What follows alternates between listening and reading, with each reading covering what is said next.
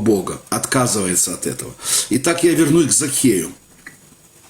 Закхей впустил в свой дом Иисуса Христа и Церковь Божью. И когда это произошло, то в присутствии Бога всегда происходят изменения.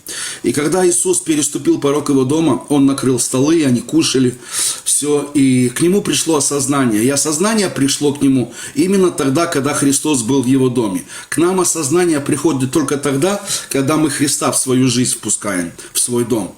И осознание пришло к Нему о том, как Он обижал людей на этой земле, будучи занимая такую должность мытарскую, то есть он брал налоги даже больше, чем надо, где-то подворовывал, обижал людей, кидал их на деньги и так далее, брал больше, чем надо, вот, и их очень не любили, этих мытарей.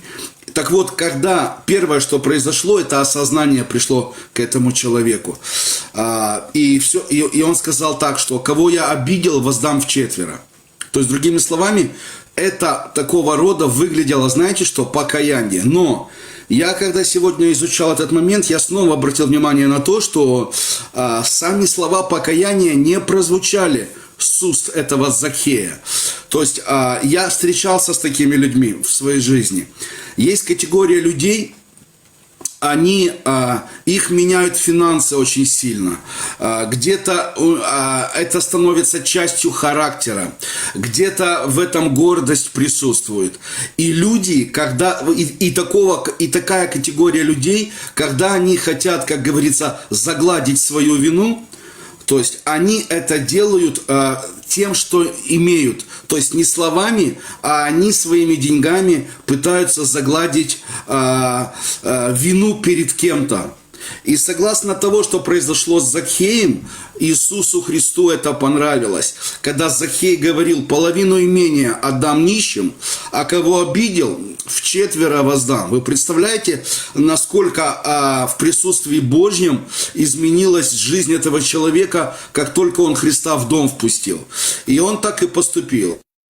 И я на сегодняшний день это называю покаяние богатых людей.